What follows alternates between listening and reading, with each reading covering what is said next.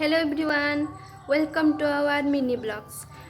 चलतु मु आज आपण मानक देखी मो बो हाथ तैयारी खट्टा मीठा पूरा स्पाइसी रे भरा लेंबू आचार। देखंतु ए लेंबू गुड़िक हूँ आम बाड़ी लेंबू, तो ताकू भल भाव तुम पानी रे धोई देबे।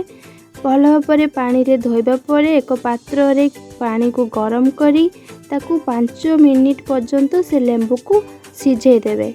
बेसी समय सिझेबेनी, 5 मिनिट कंत्र सिझेबे। सिझेबा परे ताकू गोटे दिन खरा दे देबे।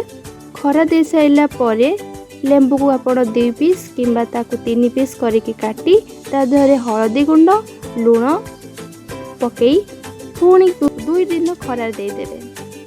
आपण मसला पई 3 चम्मच पान मधुरी, 1 चम्मच जुआणी, आपणकर लेंबूर क्वांटिटी देखिकी कम बेसी करि परिबे।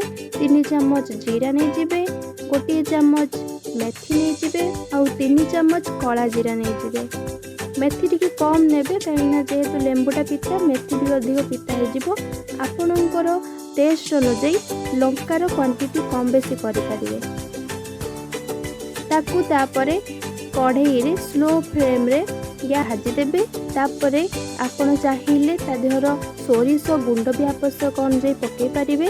ताकू ग्राइंडिंग कर देबे। ग्राइंडिंग कर सारिला परे ताकू लेंबू रे भल भाव रे कोळई देबे, जेमिति कि से मसला गुड़िक लेंबू रे पूरा मिसी जिवो। आउ ता मध्य रे कलर पाउडर आउ लूण देई गरम तेल को सोरिष को गरम करिकी किछि समय फुटेइकी ताकू देबे।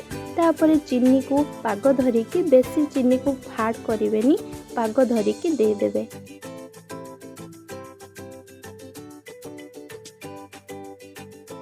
जदि आपण मानक ए वीडियोटी भल लागिला ताले निश्चित मते फॉलो करंतु आउ लाइक टे करि